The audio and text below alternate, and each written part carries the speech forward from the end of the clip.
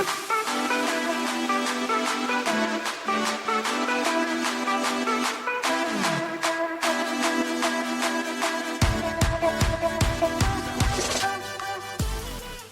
and welcome to the Sportscast podcast, episode 21. This week we will have a look at the international football, the quarterfinals of the French World Cup rugby, a little look at some boxing, plenty going on there.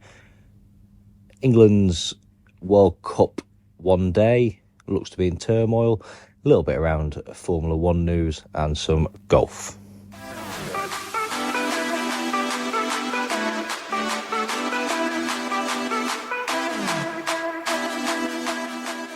Jordan. Brilliant. Hello, how are you? Very well, yourself? Yeah, good, thank you. Good. How has your week been? It's been too bad. It's been a quiet week for sport, really, hasn't it? Like, not a super...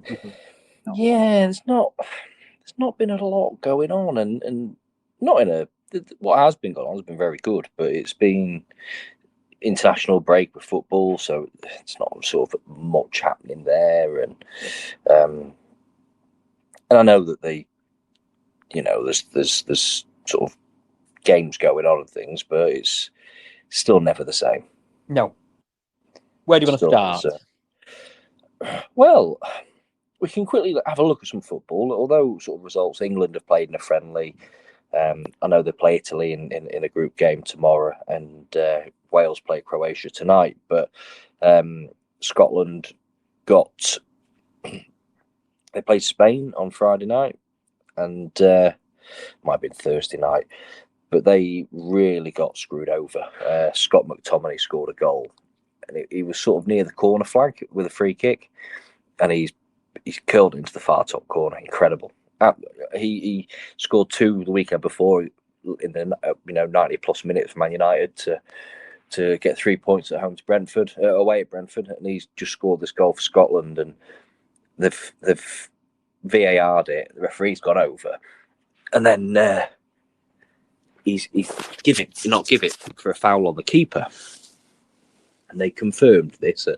Within the referees, the fourth official confirmed they didn't give it for the foul on the keeper, but no one touched the keeper. Like no one touched the keeper, so there wasn't a foul on the keeper. And then they've gone, it's for offside, and a couple of angles. I've not seen it where they've done the lines, but a couple of angles look off and look on, so it's a bit of a hard one. Yeah, there's been a couple recently. I know we discussed last week. I think it was Liverpool and Spurs, was it, a few weeks ago? Yeah, it was, yeah. Like VAR, you always like VAR to... I've always liked VAR because I don't like the kind of ambiguity around, like, is it or isn't it? But, like, VAR should be definitive. VAR is something that we've got the technology, and I think the biggest Achilles heel of VAR is the assistant referees that are operating it, because they are making some poor decisions, and they are making decisions that are against what the technology is saying. Yeah, they seem to, like you say, they seem to want definites themselves as well with their answers. But I also feel that, there's too much on trying to be perfect, trying to make sure every decision's right. And it takes away that, you score. I've not been to a stadium for a little while now, but you go in, you watch your team play, your team score. I've been to watch a lot of rugby, and that's always been the case. But you go to a football stadium, and now your team score, you're not celebrating, you're not in the moment because you're looking and waiting for checks. You're waiting for you used to look at the flag. Yeah. The flag's all right, and then. Yeah. Well, I mean, you don't seem to get it much in other sports, but maybe that's because it's less definitive. Like in other sports, more definitive in other sports. It's less definitive in football. Like you've got VAR or the equivalent in cricket. That's been in for years. You've got Hawkeye in tennis. Or it's just a case of in or out, isn't it? Or it's a case like with cricket. And they're trying to come up with things in football where they're like. We'll make it so that it's an extra 10 centimeter. I'm trying to think of the word. Trying to give them 10 centimeters. So yeah, he's off, but is it within 10 centimeters? All you're doing is just moving the line that's going to be in jeopardy. Even so, how does a linesman? A linesman's if you're a linesman, you're stood on the line. Well, it's the VAR that's given 10 centimeters. That's what I mean. Oh, so okay. I was going to say, like, he's just being silly. I mean, we're paying refs, and then we're paying fourth official. Linesmen. Then we're paying fourth officials. Then we're paying VAR referees. Yeah, and we've still not managed to get a decision correct. No, and all that's going to happen is someone's going to be offside by his toe, which has happened with Sheffield United, Liverpool a couple of seasons ago, a couple of times, and then all it's going to be now is his foot's offside or his foot's in that 10 centimeters and his toe's just in a different point. You're not solving it. You're just moving the point in jeopardy. That's so yeah, but it's one of them things. Wayne Rooney is the new manager of Birmingham. Yes, you called it, sir. Yeah, well, yeah, due to quite a lot of reports, but I think it's been very done quite underhand. I think, I wouldn't want to have been the previous guy. I think it's Ruche or something, Caruche. Yeah, but he's done a fantastic job, and he's just been screwed over a little bit. I think, you know, Tom Brady's got a bit of a stake in Birmingham City now, so maybe it's that we want a big name at the helm. Yeah. I don't know. I mean, Wayne Rooney's sort of managerial career hasn't gone up in kind of fireworks so far. It's not been anything to write home about, but good for him, to be fair. I mean, it's a North of England team. I'm pleased about that. It's Midlands. It literally is the Midlands. Well, Midland, yeah. Anything north of Watford is north. But yeah, no, it's a kind of regional team, is what I would call it, rather than a London team. So I hope he does well. They're in a good position, so we'll know if he does a good job or not, because you know they were in a good position. So if they do better, he's done a good job. If they don't, then he hasn't. He's not taken over a club in disarray. Yeah, and it's taking him time to turn it around. They're already in a good position, so you just got to go in and steady that ship and keep moving it forward. Agree. So. The Sikhs have pulled out of Manchester United. Oh, really? Yeah, it's Jim Ratcliffe deal apparently is for only 25% stake. So I think that could be that done for Man United. I don't mean Saudi ownership. Yeah, they don't want it. So interesting, really interesting. Oh, really? Oh, yeah. So there's a lot going on at Man United, but. That's for another day. The fans won't be happy. They've been under the Glaziers for many years, probably 15 plus years, isn't it? Longer than that? Yeah, it's about 2004, something like that. Yeah, and to be honest, like they were with what's happened with Newcastle and the Saudi ownership in there. Then I think they'll be looking forward to it. But then again, new ownership can also not work out. I mean, look at Chelsea. They've spent hundreds and hundreds of millions of pounds in the transfer window since. I think they have topped a billion. £1 billion since Roman Abramovich was kind of not forced, but he sold it anyway, didn't he? Yeah, in 3 transfer windows, that as well. 400 million pound transfer window is insane. And where are they now? Like something ridiculous near the bottom end of the table. Yeah, 15, 16, something. They've had a couple of back-to-backs, haven't they? But yeah, I don't know quite where it leaves them. Yeah. Did you catch this weekend's? If you want to call it boxing, you're welcome to. I'm glad you've teetered around that one. If you want to call it boxing, you can call it boxing. It was on Dan's and it was YouTube boxing, wasn't it? Yeah. It was Jake. Was Jake Paul or Logan Paul? Which one was it? Jake. So Jake Paul and Dilly and Dennis. Yes, thank you for stepping in. Completely forgot your name. And obviously KSI and Tommy Fury. Yeah, so big hype around Prime, big hype around Stake, big hype around like the it's just basically a fucking money spinning con circus act, whatever you want to call it. But it is not boxing. It's not. But they are generating the money, and I don't agree with it. I mean, I was looking forward to the Paul Dennis fight. Purely because of their beef on X that was happening around his, Paul's misses and stuff like that. And he's gone in there. He's not really thrown anything. I think he threw more punches at the security guard than he did Paul. You know what I mean? It's when all that kicked off in the 6th round, right at the end. It should have been a non-contest in my eyes, but Yeah, I made some notes on this when I watched it. I made some notes, and my notes say basically what the hell's going on. It just seems super staged, and there was all those people in the ring, and not a single punch was thrown. Are they all kind of just there to make the bit of a drama? Kind of.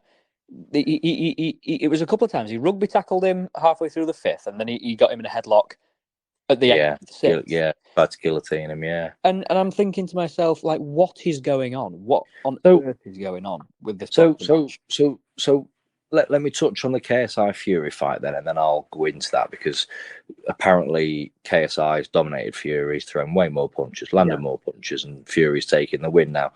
Now, boxing, there comes down to who's on the front foot, who's controlling the fight. You know, you can throw 100 punches, but if you land 3, it doesn't matter, kind of thing. Fury won. Everyone's a bit up in the air about it. He needs to come away from this, but the problem is he's getting paid 200 times more than what he would if he fought under a WBC, a WBA, because he's not that good. But as a professional boxer, and you're taking these fights, it's a bit silly. Now, someone did make a point, because Dillian Dennis is an MMA fighter. He's had his run-ins with Khabib and people like that, McGregor and stuff. But someone said that it's for these guys, they can hype it up, put a little bit, on the socials, create a big buzz around it. Dillian Dennis is an MMA fighter. He's not a boxer. He even admitted he didn't even have a boxing camp. He were in a cocktail bar the night before the fight. He was. I saw that. Yeah, taking it seriously. He gets paid £2 million to have the fight. He goes to the bookies. He puts £500,000 on him to lose on points. They stage the fight. None of them want to knock each other out, and they're all fucking quids in. They bet on themselves because it's not a real fight. So who's gonna, it's not like the WBC are going to prevent you from betting on yourself because no one's sanctioning the fight. So, and what bookie is taking that bet? You'd think they wouldn't, but they will, because a lot of people are going to bet on it and lose the money. Yeah. So, the KSI thing, apparently he was just walking around doing star jumps and then hugging Fury. Yeah. So Drake lost. I mean, I think Drake. I'm not 100% sure, like, of all the internal politics around it, but I think Drake has got a vested interest in Stake, which is basically Logan Paul and KSI's, or something along those lines. It's their own betting platform. Right. And it'd be basically betting crypto rather than actual cash. Okay. But Drake bet 1.2 million Bitcoin. 1.2 million pounds worth of Bitcoin, or dollars worth of Bitcoin, on KSI, I think, and ended up losing it. So I can't. Maybe it was a marketing stunt. Do you know what I mean? Like, he's got. Well, he's known to do this. He's known to do this on big fights all the time. And he's got this thing. There's this Drake curse as well. Like when he's with a player on the day of like a big final, and then they always lose. He's like the Nico Rosberg, when he puts his selfie on before a race. Have you seen that? Yes, yeah, I have. Yeah. So it's the same. It's the same concept. But there is some actual boxing news. Eddie Hearn is keen to have the Conor Benn, Chris Eubank Jr. not can't say rematch because they never got around to it, but fight on the Anthony Joshua undercard that they might be looking at getting done in December. So before Christmas, we might have undercard fight, a good British fight. Yeah. So fingers crossed. Rugby this weekend. It's been 3 of 4 quarterfinals so far. I'll just rip the bandage off. Argentina beat Wales 29-17. As we was out yesterday for it, and a couple of sherbets too many, but I've watched it back today, and we did what we've done for the last 18 months. We start slowly, we have a good 20 minutes, we finish poorly at the end of the first half, start the second half poorly, have a good 20 minutes in the middle, and then finish poorly, and that's literally what cost us. I'm a bit I feel a bit uneasy with one of the decisions that was given. Yeah, there's a couple of penalty shouts or something, wasn't there? Or it was a red card shout. Yeah, for me, he don't get me wrong. There was some ambiguousness to it where Tompkins was falling, and the guy's gone into a ruck, and he's you can see he's aiming for man A, but he wasn't expecting man B to come round the side because he gets taken down. So he's fell into this guy's path. I understand that that's a lot of mitigation, but he has shouldered him to the face, and so it should be shoulder to the face should be red card, and then the mitigation of he was falling forward, that makes it a yellow. But I can't get my head round why then it's nothing. And that really, that penalty, we were in the lead. They should have been down to 14 men, albeit a sin bin or a red card. And then today, in the England game, England has scored the try. So, the double jeopardy thing was in here. We've already scored the try, but in the build-up, there was a head-on-head contact. They sin binned him. So, because he head-on-head contact. And again, Marcus Smith was sort of slipped and was falling into the player. So to me, if that was the same as yesterday, we would have got the advantage, we'd have got the penalty, would have turned. Do you know what I mean? And yeah. But ultimately, what we should do is put ourselves in a position that if we do have a little bit of bad luck, we're far enough ahead, and we wasn't. So that's that. New Zealand beat Ireland, which is massive. Ireland's curse. Ireland have never made a semi-final, and this was their best chance of winning. I think that ranked number one in the world. Johnny Sexton's final tournament with Ireland, and they went down 28-24, which they took it tight. I thought they could have done it, but unfortunately, New Zealand, when it matters, they come good. Yeah, They wouldn't be the All Blacks, and then. The result for me probably so far would be England-Fiji 30-24. I think England didn't make the best choices of the starting 15. I'd have had Ford instead of Farrell. I wouldn't have had Smith on the pitch against such a big team. But Farrell's kicked well. He's kept himself on the pitch, which for him's a big achievement. So he loves a shoulder charge. He loves a bit of an iffy tackle. But he's. England lost to Fiji back in autumn. England, again, a bit like New Zealand, they come good when they need to come good. It's as simple as that. You've got France, South Africa tonight. England play the winner of France, South Africa. I was going to ask you about that.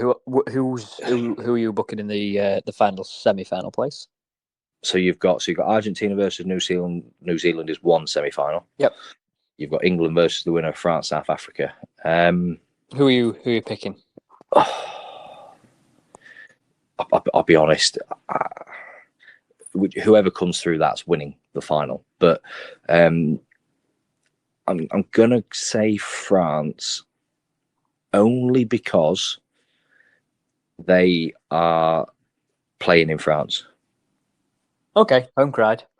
Sorry. Yeah, and that's it. That's literally it. If it was being played anywhere else, I couldn't decide. But just because it's in France, it's that even. It's that split down the middle. Who's going to win? Who's going to not? The only defining factor is home crowd. Yeah. So England have just lost to Afghanistan in the 50 over World Cup cricket. Cricket, yep. 2 losses out of 3, losing to New Zealand in the first game. When they won it, so they won the tournament in 2019, and when they won, they had lost 3 games, so they can afford to lose another game without it becoming, imperative to win. But they've got India, Pakistan, Australia, and South Africa still to play. So you'd rather have lost to 2 of those teams and beat Afghan and New Zealand. So they've put themselves in a very tricky position, and they lost by 69 runs. Hats off to Afghanistan. I mean, it's their second win at a World Cup ever, and they've not sneaked it. They've really put England to the test there. So fair play to them. Yeah. just on kind of not sporting, but kind of is sporting at the same time. Freddie Flintoff, obviously ex-England. Yes. Have you seen that it has been announced, or kind of not announced, but kind of leaked maybe, that back in December he had a car accident on, filming Top Gear. I think he was driving a three-wheeler convertible car thing. He ended up flipping the car and I think dragging his face along most of the runway, which is awful. And I obviously wish the very best of recoveries. But he's agreed a compensation settlement because obviously it is through BBC Studios, which is different to the BBC.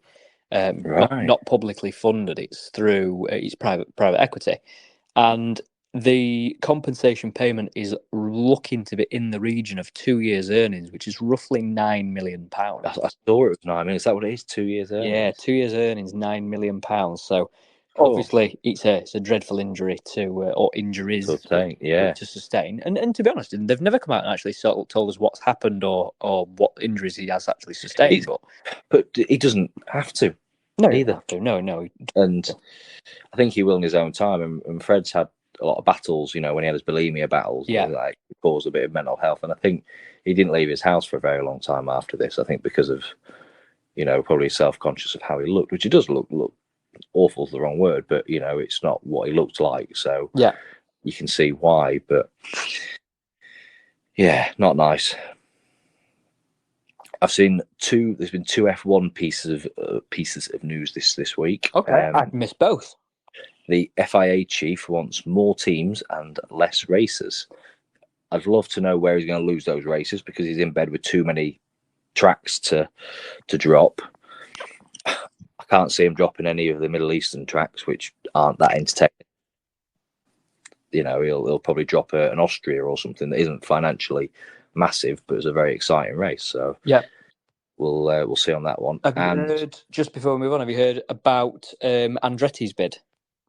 I did, yeah. It's been accepted, hasn't it? It's been accepted. Well, yes, it's been accepted as a potential, but we've got to jump through a lot of hoops now. So they've got to Andretti. I mean, Andretti's massive American sports team, if I'm right, American racing team, if I'm right, They've basically got to now prove, which they probably will, how that they are financially sound. They can turn up to every race. They can turn up to every race and compete. They're not going to be like a back marker, and they're going to actually bring value to Formula One. Not like in the late '80s where you'd have teams popping up and they would fold halfway through the season, or they would just come in and be driving tractors.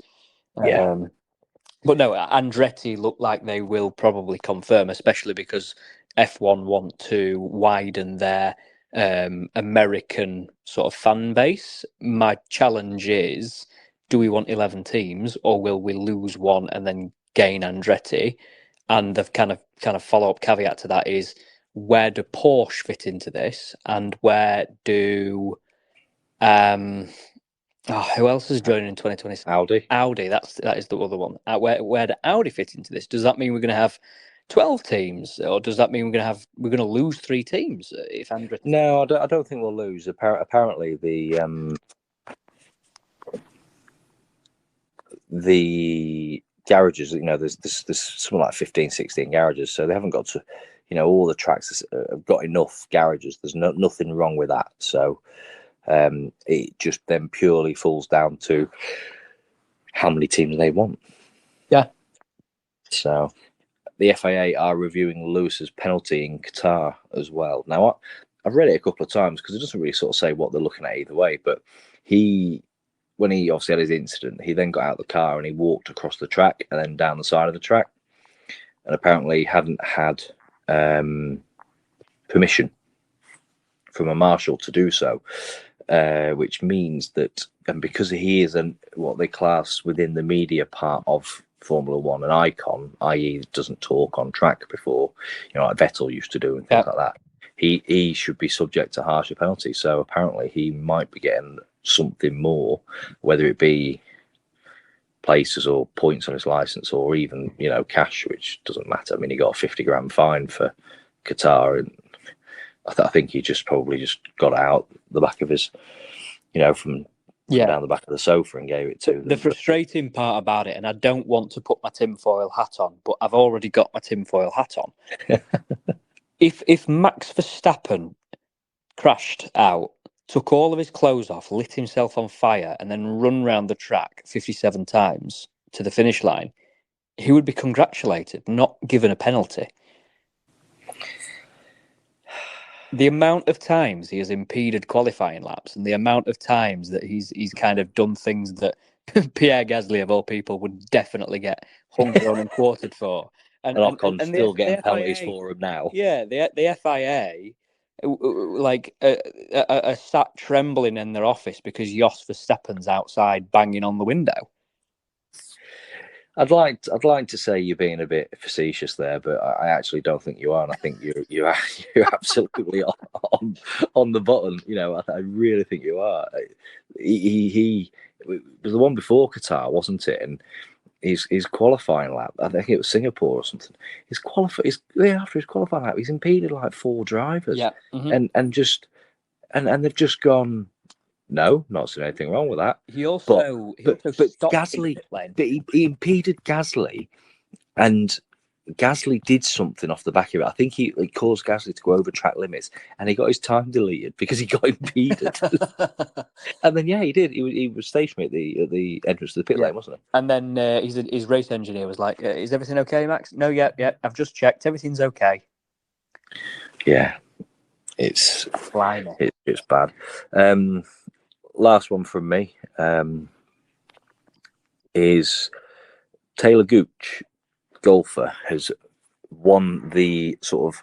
He came runner-up in this weekend's Live tournament, which will obviously carry a couple of £1 million prize money, but he's also won like the final standings of the season. So, a bit like the race to Dubai. And things like that. So he's finished the season. The season for the Live thing individually is over. There's a bit of a team one, I think, left, but the individual's over, and he's won the final prize pot. What do you think? Now, bear in mind, they do get a few million for every win up until then, which he has won. He's won 2 or 3 this season. But then the final thing, he's won the final standings. How much do you think the prize money is? I think judging off the FedEx Cup was 18 million this year, 22 million next year. I think you're probably talking in the region of 25 plus, something like that. So, do you know what? I didn't think about it like that. I thought about it that they were throwing out so much money for every event that they wouldn't have had a lot left at the end. But you've kind of maybe now played this down a little bit, because it was 14.8 million. But that's but even so, like, you don't get on the. I'm not playing it down a little bit. So yes, so on the PGA, the prize money for an average PGA isn't that much. Whereas obviously on the Live, you're getting money to turn up. Essentially you are getting money to turn up because there's no cut. If there's 100 players on the Live on a weekend. If you come 100th, if you hit one ball and you decide to pack in, then you're still paid. Or if you shoot 200 over, you're still paid. So even so, the earnings on the Live we know are significantly higher. But even so, 14 million quid it's essentially an end of year bonus. That's all it is. Good luck to them. I mean, obscene amount of money. It is an obscene amount of money, but the next time you fill your car up and you're paying £1.61 a litre, just thank the Saudis, because they've bought every a stake in every sport going at the moment. Yeah, I can't say. Yeah, they are definitely they are running the lot now, aren't they? But fair play to them. I mean, I mean, my baby's only 9-10 weeks old, but I would like to go to like Saudi Arabia, Dubai one time. I don't know, one day, and I think it's the one place that's never ever interested me. It's never interested me up until like recently, and I'll tell you the reason why. I know it's obviously a little bit away from sport, but they've just seemed to have developed their kind of economy and developed their everything that they've done so well, and so kind of for in like a non-communist communist way. Like there are poor people in Dubai, but they're a hell of a lot richer than I am. Yeah, I get that, but it's all comparative to everything that goes on around there, isn't it? So yeah, that's effectively it. It's not because of anything. It's just comparative to what's going on around there. That they probably are generally quite poor and don't go out and do all these meals, but these meals are a grand a time and stuff. Yeah.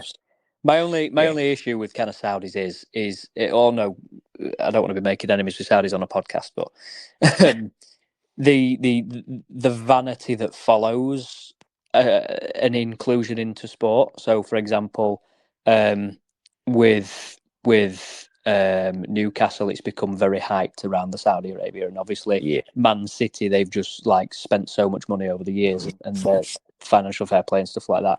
It follows the formula, what live exactly, and it's kind of the vanity project that comes along with it kind of detracts from the sport as it was when it was founded, if you know what I mean.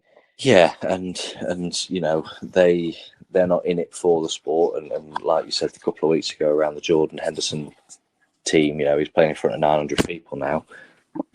That's not for sporting reasons, it's for money reasons, and that's what they've created around everything now. So we shall see, but fingers crossed you get out there. I will catch you next week. See you soon. See you later. Bye.